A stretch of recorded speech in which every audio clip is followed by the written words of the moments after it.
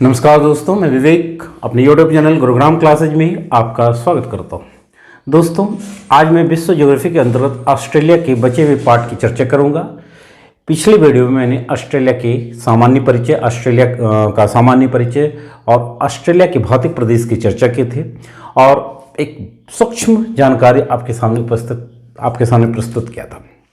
आज का video Australia के अन्य महत्वपूर्ण टॉपिक के संदर्भ में, अन्य महत्वपूर्ण बिंदुओं के संदर्भ में है, जिसके अंतर्गत हम पढ़ेंगे ऑस्ट्रेलिया की जलवायु के बारे में।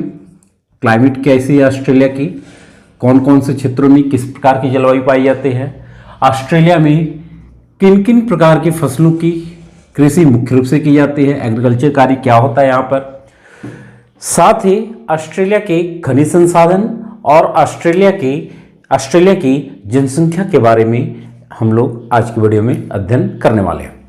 तो सबसे पहले पॉइंट शुरू करते हैं ऑस्ट्रेलिया की जलवायु के बारे में।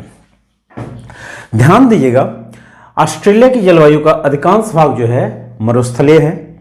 इसके अलावे ऑस्ट्रेलिया के कुछ क्षेत्र में मानसूनी जलवायु पाई जाती है, कुछ क्षेत्र में सामान्य जलवायु पाई जाती है, कहीं पर शीतोष्ण जलवायु पाई जाती है, कहीं पर भूमध्य सागरीय जलवायु पाई जाती है। तो इसके अंतर्गत जो महत्वपूर्ण पॉइंट इससे जो क्वेश्चन आता है उस पर मुख्य रूप से डिस्कशन करूंगा। यहाँ पर ध्यान दीजिएगा कि ऑस्ट्रेलिया के किन किन क्षेत्रों में कौन कौन सी जलवायु पाई जाती है, यह महत्वपूर्ण फैक्ट है जिसको हमको जानना है। क्यों पाई जाती है उस क्षेत्र में, या ऑस्ट्रेलिया की जलवायु वहाँ पर क्या है, कौन सी परिस्थितियाँ हैं जिसके अंतर्गत वहाँ पर यह जलवायु उत्पन्न होती है, यह हम जलवायु प्रदेश में पढ़ेंगे। एक टॉपिक है भूगोल में विश्व के प्रमुख जलवायु प्रदेश। यहाँ पर हमको सब जानना है कि ऑस्ट्रेलिया के किन किन क्षेत्रों में कौन कौन सी जलवायु पाई जाती है। तो ऑस्ट्रेलिया में मुख्य रूप से 6 प्रकार की जलवायु पाई जाते हैं, जिनमें से पहली जलवायु है मानसूनी जलवायु। अगर चर्चा करेंगे ऑस्ट्रेलिया की जलवायु की तो सबसे पहले चर्चा करेंगे ऑस्ट्रेलिया की जलवायु के बारे में, और वह है मानसूनी जलवायु। मानसूनी जलवायु हम जानते हैं भारत जो है मानसूनी जलवायु का एक आइडियल प्रदेश है, और इसके अलावे अन्य क्षेत्रों में, विश्व के अन्य क्षेत्रों में जहाँ जहाँ जलवायु पाई जाती है भारत के प्रकार की जलवायु, उसी प्रकार की जलवायु को मानसूनी जलवायु कहा जाता है। यहाँ पर ऑस्ट्रेलिया के बारे में अगर हम पढ़ें तो ऑस्ट्रेलिया का यह जो भाग है, यह है कारपेंटरिया की खाड़ी का भाग, जिसे हम कारपेंटर की खाड़ी कहते हैं। और यह ऑस्ट्रेलिया का एक महत्वपूर्ण प्रायद्वीप है जिसका नाम है केप यॉर्क। तो यह भाग कारपेंटरिया की खाड़ी का तटीय भाग और केप यॉर्क का भाग जो है, यह ऑस्ट्रेलिया का एक महत्वपूर्ण मानसूनी जलवायु का प्रदेश है। यह है मानसूनी जलवायु का प्रदेश। तो अगर आपसे क्वेश्चन पूछा जाएगा कि ऑस्ट्रेलिया के किस क्षेत्र में मानसूनी जलवायु पाई जाती है, तो आप क्या बताएंगे? कारपेंटरिया की खाड़ी का तटीय क्षेत्र और केप यॉर्क प्रदेश। क्लियर है? ऑस्ट्रेलिया की जो दूसरी महत्वपूर्ण जलवायु है उसे कहा जाता है पूर्वी तटीय जलवायु। तो स्पष्ट है, पूर्वी तटीय जलवायु का मतलब कि ऑस्ट्रेलिया की पूरब का जो तटीय भाग है, अर्थात ऑस्ट्रेलिया के पूरब में क्या है? ग्रेट डिवाइडिंग रेंज है, ग्रेट डिवाइडिंग श्रेणी। हम सभी जानते हैं कि ग्रेट डिवाइडिंग श्रेणी है, रेंज है। तो ग्रेट डिवाइडिंग रेंज का जो पूरब का भाग है, पूरब का जो भाग है, इधर का जो भाग है, इसे ही नाम दिया गया है पूर्वी तटीय जलवायु का भाग। अर्थात आप कह सकते हैं कि ऑस्ट्रेलिया का कंप्लीट पूर्वी तटीय भाग पूर्वी तटीय जलवायु का अंग है। क्लियर है? ऑस्ट्रेलिया की तीसरी महत्वपूर्ण जलवायु है जिसे नाम दिया गया है सवाना जलवायु। हम जानते हैं कि सवाना जलवायु का जो क्षेत्र होता है वह मुख्य रूप से 15 डिग्री से 20 डिग्री अक्षांशीय क्षेत्र का होता है, और वर्ल्ड में अफ्रीका सामान्य जलवायु का सबसे महत्वपूर्ण और सबसे बड़ा प्रदेश है। अफ्रीका में कांगो बेसिन का जो सराउंडिंग एरिया है, कांगो बेसिन का जो चारों ओर का एरिया है, उसे कहा जाता है सवाना जलवायु। और वर्ल्ड में इस तरह की जलवायु जहां कहीं पाई जाती है उसे सवाना जलवायु के नाम से जाना जाता है। तो ऑस्ट्रेलिया में न्यू उत्तरी प्रांत का भाग, क्वींसलैंड का भाग और दक्षिणी प्रांत का भाग, यह जो भाग है मुख्य रूप से इसे ही नाम दिया गया है सवाना जलवायु का क्षेत्र। यह महत्वपूर्ण क्षेत्र है, ऑस्ट्रेलिया में सवाना जलवायु का क्षेत्र है। क्लियर है? और इस क्षेत्र में ही ऑस्ट्रेलिया में सवाना घास के मैदान पाए जाते हैं। सवाना घास के मैदान कैसे होते हैं? उष्ण कटिबंधीय घास के मैदान होते हैं। ठीक है, तो यह महत्वपूर्ण पार्ट है सवाना जलवायु का। ठीक है, ऑस्ट्रेलिया में जो चौथी महत्वपूर्ण जलवायु है इसे नाम दिया गया है शीत शीतोष्ण जलवायु। कौन सी जलवायु है? शीत शीतोष्ण जलवायु। तो ध्यान दीजिएगा, ऑस्ट्रेलिया के इस पार्ट से मकर रेखा गुजर रही है।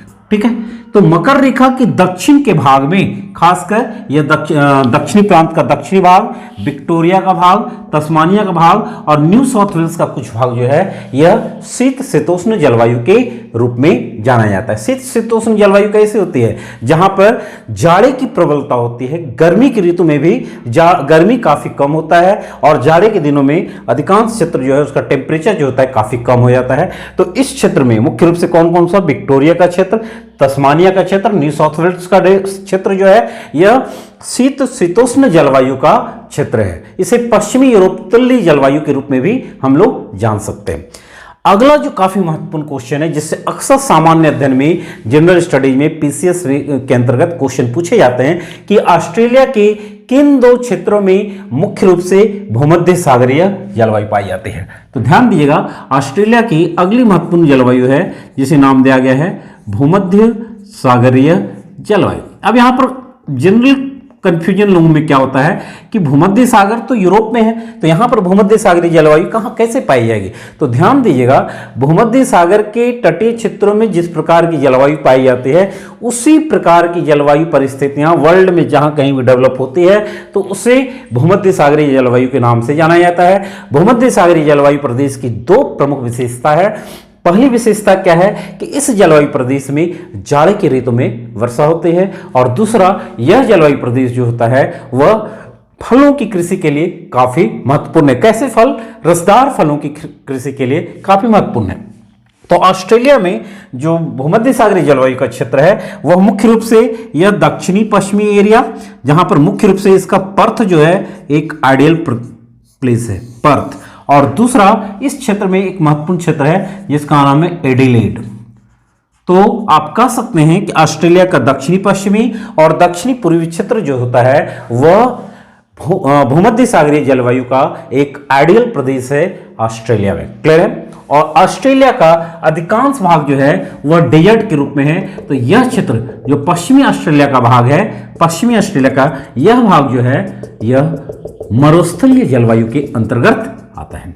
तो हम देख सकते हैं कि ऑस्ट्रेलिया की जलवायु को मुख्य रूप से कितने भागों में बांटे हम लोगों ने 6 भाग में। पहला भाग कौन सा है? तो पहला भाग है मानसूनी जलवायु का क्षेत्र जो कारपेंटर की खाड़ी के तटीय क्षेत्र और केप यॉर्क प्रायद्वीप का भाग है।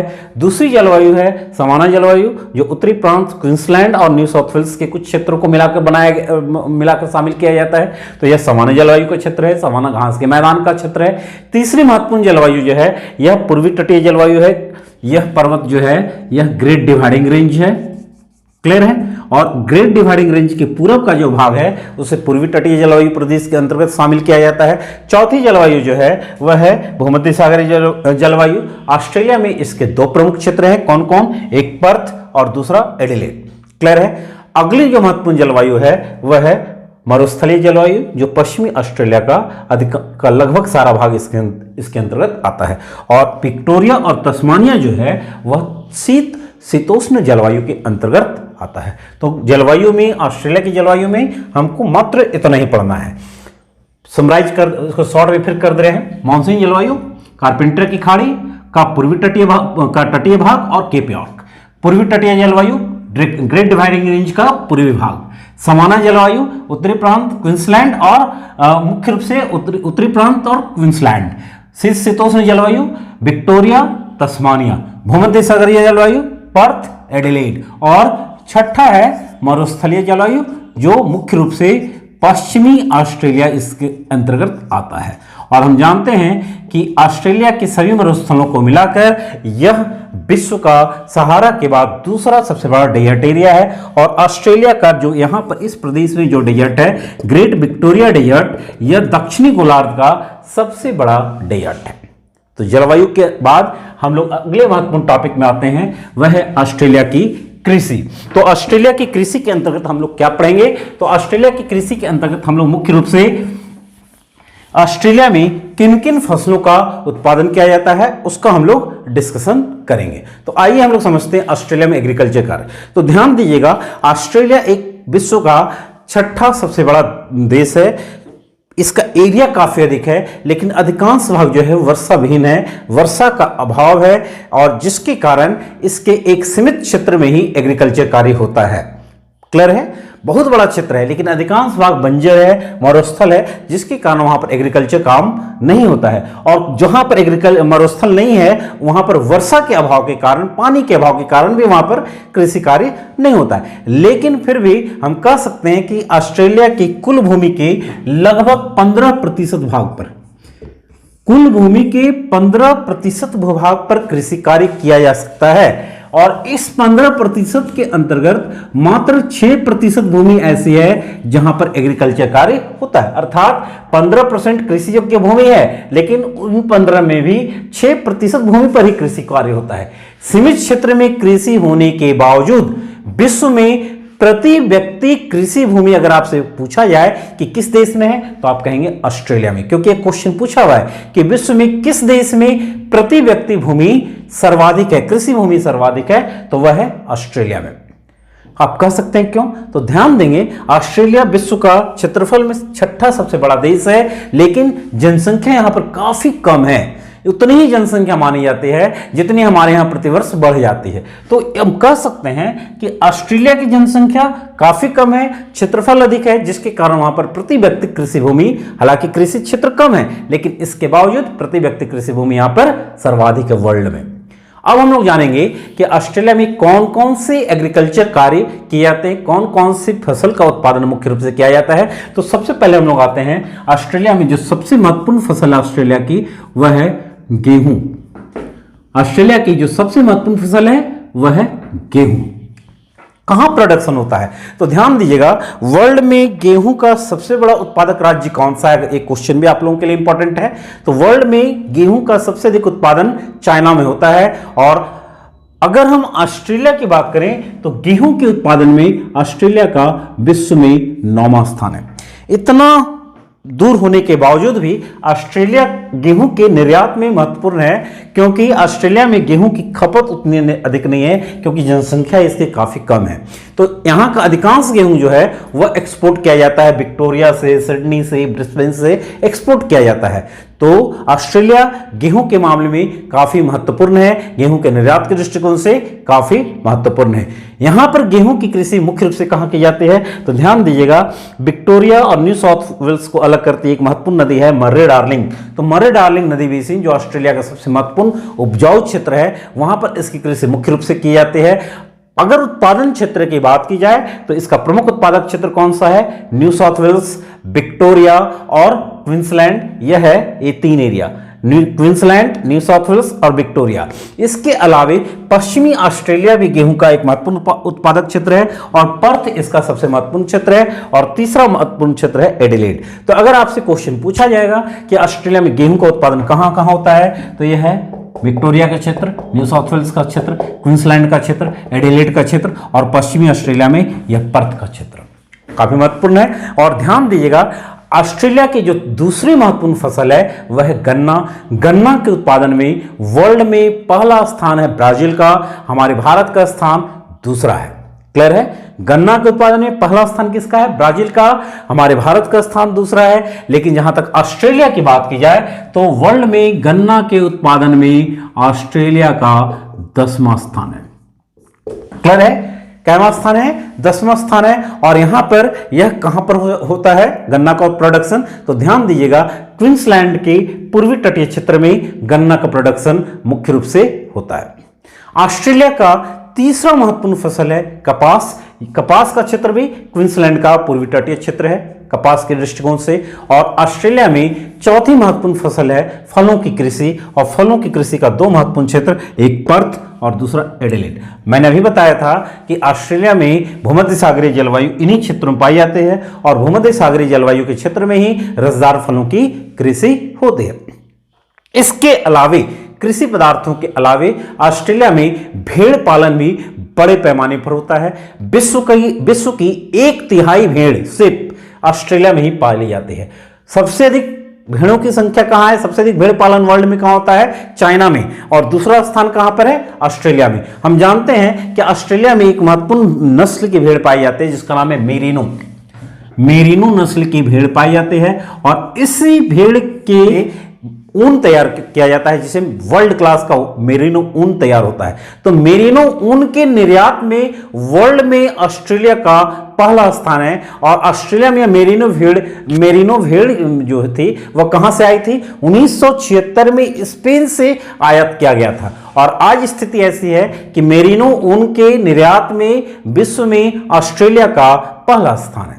और ध्यान दीजिएगा यहां पर क्या होता है, ऑस्ट्रेलिया में जो भेड़ पालन किया जाता है वह मुख्य रूप से न्यू साउथ वेल्स और क्वींसलैंड में किया जाता है, क्वींसलैंड और न्यू साउथ वेल्स में, क्योंकि यहीं पर चारागाह उपलब्ध है, पानी की उपलब्धता है और यहां पर इन क्षेत्रों में इसकी उपलब्धता के कारण यहां पर मेरिनो नस्ल की भेड़ पाई जाती है। इन क्षेत्रों में क्या आता है कि बड़े बड़े संख्या में भेड़ों के झुंड के रूप में भेड़ों का पालन किया जाता है और इस भेड़ों को देखने के लिए मजदूरों की नियुक्ति की जाती है। तो एक क्वेश्चन इससे पूछा जाता है कि ऑस्ट्रेलिया में भेड़ पालन केंद्रों में काम करने वाले मजदूरों को किस नाम से पुकारा जाता है। तो इंपॉर्टेंट क्वेश्चन आपके लिए क्वेश्चन बन रहा है कि ऑस्ट्रेलिया में जो भेड़ पालन किया जाता है तो उन भेड़ पालन केंद्र में काम करने वाले मजदूरों को जेकारू के नाम से जाना जाता है। क्या नाम है, जेकारू। तो ऑस्ट्रेलिया में ध्यान दीजिएगा भेड़ पालन कहां कहां हो रहा है, क्वींसलैंड, न्यू साउथ वेल्स और मरे डार्लिंग नदी का बेसिन का एरिया, यह काफी महत्वपूर्ण है। क्लियर है। अब हम लोग आ जाते हैं जो ऑस्ट्रेलिया का काफी महत्वपूर्ण पॉइंट है, खनिज संसाधन। ऑस्ट्रेलिया खनिज के दृष्टिकोण से काफी संपन्न है। यहां विविध प्रकार के खनिज पाए जाते हैं, सोना है, लोहा है, बॉक्साइट है, चांदी है, जस्ता है, आयरन ओर है, पेट्रोलियम और प्राकृतिक गैस है, यूरेनियम है। इनका विशाल भंडार ऑस्ट्रेलिया में है। और ध्यान दीजिएगा ऑस्ट्रेलिया विश्व में कई खनिजों के उत्पादन में अग्रणी है जिसमें बॉक्साइट बड़ा ही महत्वपूर्ण है। ध्यान दीजिएगा ऑस्ट्रेलिया बॉक्साइट के उत्पादन में विश्व में प्रथम स्थान रखता है और यहां पर बॉक्साइट का उत्पादन दो प्रमुख क्षेत्र में होता है। कौन कौन सा, तो यह है केप यॉर्क, और केप यॉर्क का यह जो भाग है पूर्वी केप यॉर्क यानी कारपेंटरिया की खाड़ी का तटीय प्रदेश, इसका नाम है वाइपा। विश्व में बॉक्साइट के उत्पादन में इसका काफी महत्वपूर्ण स्थान है, नंबर 1 है। और ऑस्ट्रेलिया में जितने भी बॉक्साइट का उत्पादन होता है उसका 60% अकेले वाइपा प्रोडक्शन करता है। और ऑस्ट्रेलिया में दूसरा महत्वपूर्ण बॉक्साइट उत्पादक क्षेत्र है, यह कारपेंटरिया की खाड़ी का पश्चिमी तटीय भाग है जिसका नाम है गोब। तो गोब और वाइपा ऑस्ट्रेलिया में बॉक्साइट उत्पादन के सबसे महत्वपूर्ण क्षेत्र है। तो बॉक्साइट के उत्पादन में वर्ल्ड में ऑस्ट्रेलिया का पहला स्थान, उत्पादक क्षेत्र कौन है, वाइपा और गोब। क्लियर है। अब दूसरा महत्वपूर्ण खनिज हम लोग आते हैं, सोना। हम लोग सभी जानते हैं कि पश्चिमी ऑस्ट्रेलिया का कुलगार्डी और कालगोरली, यहां पर कुलगार्डी और यहां पर है कालगुरली, ये दो महत्वपूर्ण क्षेत्र हैं ऑस्ट्रेलिया में सोना के खनन के लिए। कुलगार्ली बोल्डर एक दो उपनगर है इसका, बोल्डर।